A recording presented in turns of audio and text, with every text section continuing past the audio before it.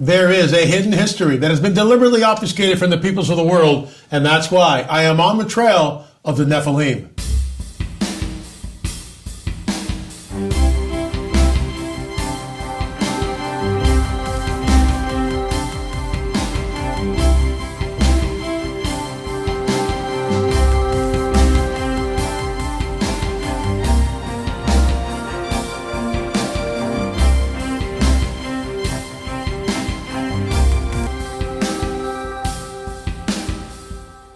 We've got a couple of questions. This is from Shauna. I'm going to start a new feature. It'll be on Fridays. I realize it's Thursday, but and it's also January 20th, by the way. But we'll get into her questions, and of course, a very special UFO update, a sighting by a gentleman who actually did a sketch for us. You'll see that in just a minute. But first, a word from our sponsor. Weight management is a universal struggle. After we turn 20, the struggle becomes much harder. This is because our body's metabolism slows by as much as 4% each decade. Say it's not so. This is why I highly recommend Keto with LA. That's ketowithla.com. This amazing power helped me lose more weight in a shorter period of time than anything I've tried. Much like the keto diet, it can help elevate levels of fat-burning ketones. It helped make my weight loss easy. Folks, if you want to help support your weight loss, you'll love Keto with LA. That's ketowithla.com. And folks, get 51% off for the next 24 hours by going to ketowithla.com. That's ketowithla.com. If you've got questions like this, I'm going to make this a new feature. Why? Because, we get inundated sometimes and with people that have questions and like these two from Shauna, and they go unanswered. So if you've got a question for me, shoot me an email, la@lamarzulli.net. By the way, we are really thinking and considering about going on Jim Bakker's show with our own show. It would be On the Trail of a Nephilim, what you see here, but a very special presentation of it. I'd be showing a lot of clips from the films and discussing things, maybe bringing archaeologist Mondo Gonzalez or Rick Woodward. But anyway, we've got 7 episodes, so there's a lot of material to draw from and more material coming. So let's get right into this. I've been following your work for many years, but there's 2 points I've never fully understood. Why your theories are the way they are. Obviously, I've not interacted with everything you've ever said, and because of that, I apologize if you've answered these questions somewhere else that I just haven't found yet. But these are the 2 questions. 1, I've heard you mention many times you think the so-called alien grays are really just avatars for the unclean spirits. But at the same time, you express full belief that there have been in the past and present remains of the Nephilim tribes, and some of them are still walking the earth. Is there some reason you don't think the grays themselves aren't just another one of those tribes?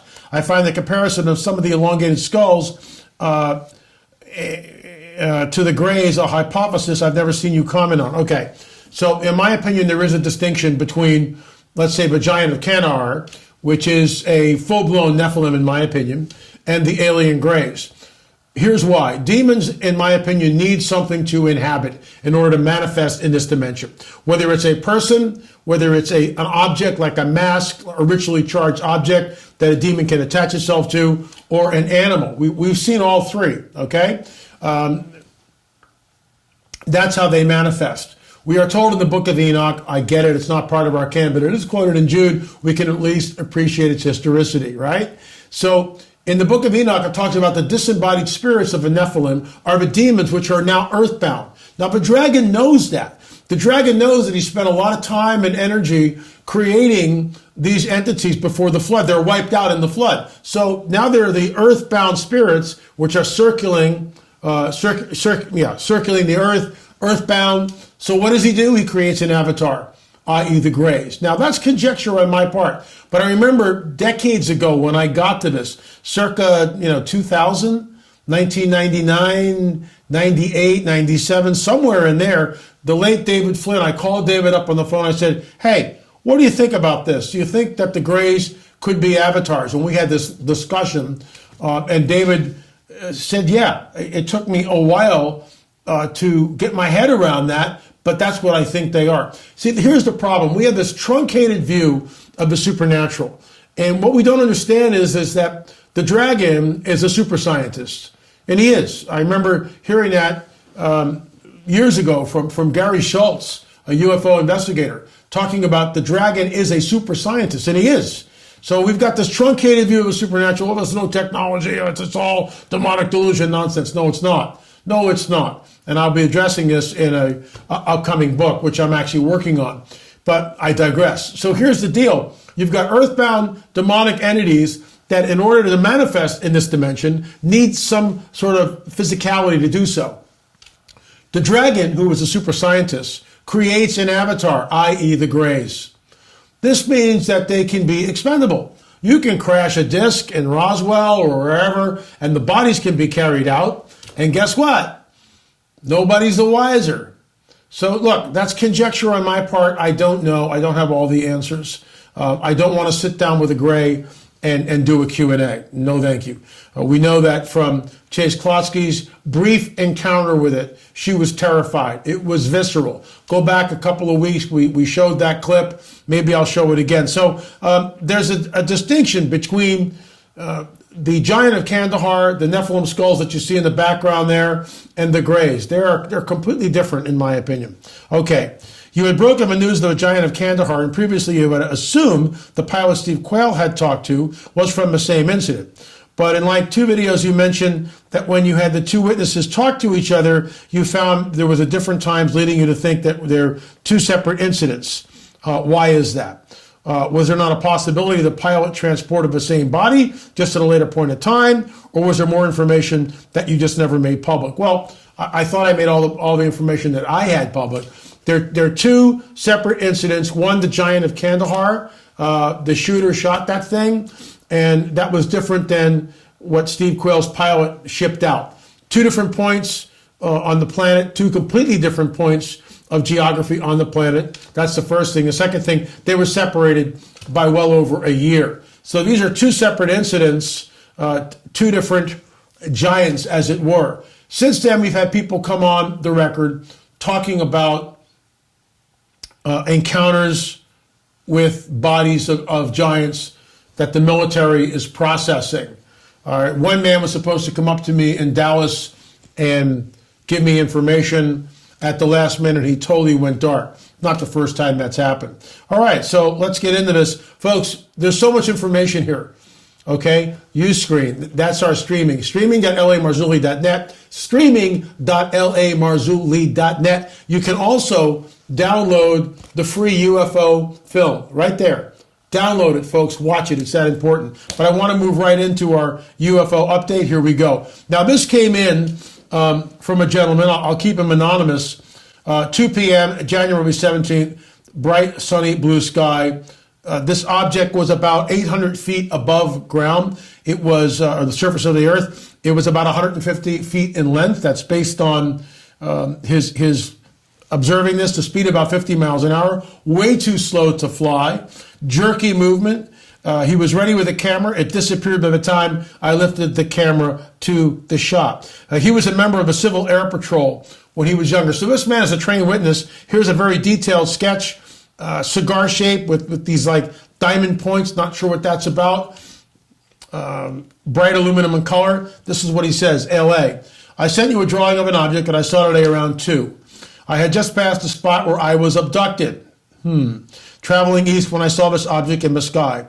I know a little bit about aircraft from the Civil Air Patrol when I was younger. It looked a lot like a flying rocket, flat across the blue sunny sky at an estimated speed of about 50 miles per hour, perhaps 800 to 900 feet from me. The peculiarities were flat trajectory with no means of lift, low airspeed, no means of propulsion, and no sound. Silvery flashing light reflecting from the fins. I estimated it was about 800 feet off the ground. I had pulled into a church parking lot. I was distracted by a woman over by the parsonage trying to get a man to look at the object that she was pointing at in the sky.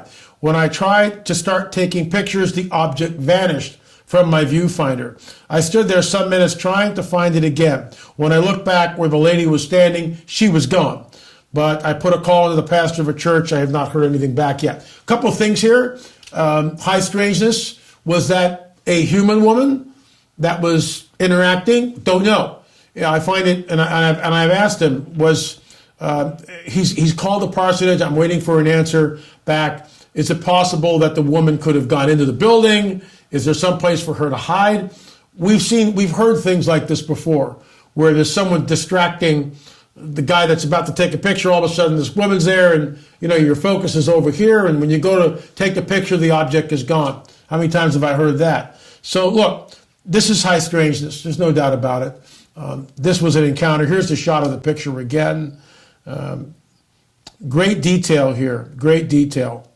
So the bottom line is this, folks. UFOs are real, burgeoning, not going away. Now, this gentleman did not rebuke first and ask questions later. Mistake number one. You see something that's close, that's not even, really, it's close encounters of the first kind is an object that's less than 150 meters away from you. So this is further than that. So we'll still call it close encounters of the first kind. Here's the bottom line. Rebuke first, ask questions later.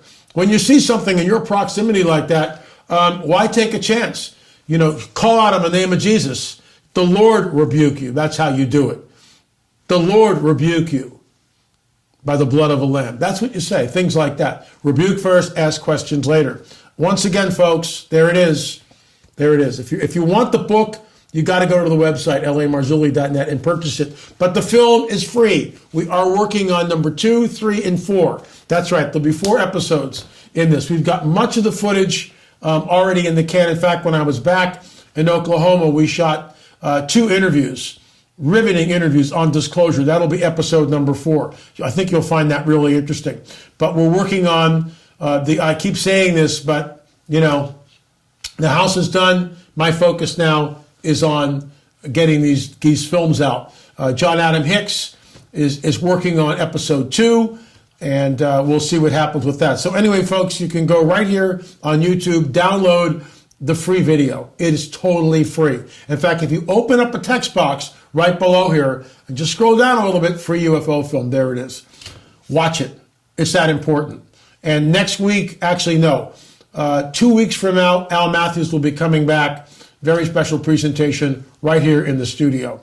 Anyway, folks, thanks so much for watching On the Trail of a Nephilim, and of course, our daily UFO update. If you've had a sighting, if you've got questions about the Nephilim, shoot me an email, la@lamarzulli.net. Before I leave, I'm speaking to Amber, who is part of Jim Bakker's organization. We're very interested about putting a weekly program on his network because it reaches millions and millions of people. There's some of you who have written in with some nasty emails. Just remember this before you think about writing in with some nasty thoughts, okay? That they will know you're my disciples by the hate that you have for one another.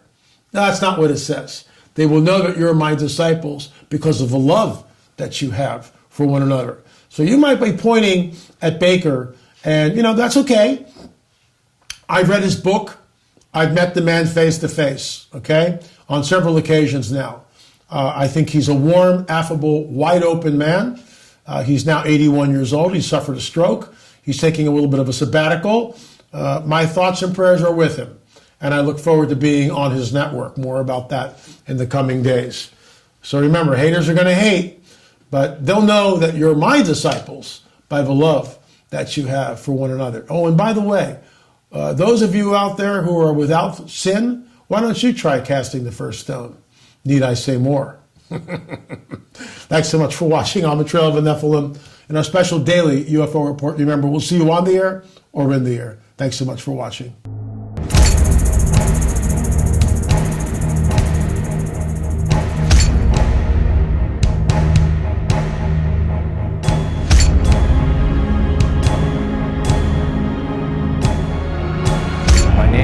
Matthews, I've seen a UFO. I've seen a UFO. And I saw a UFO. A UFO.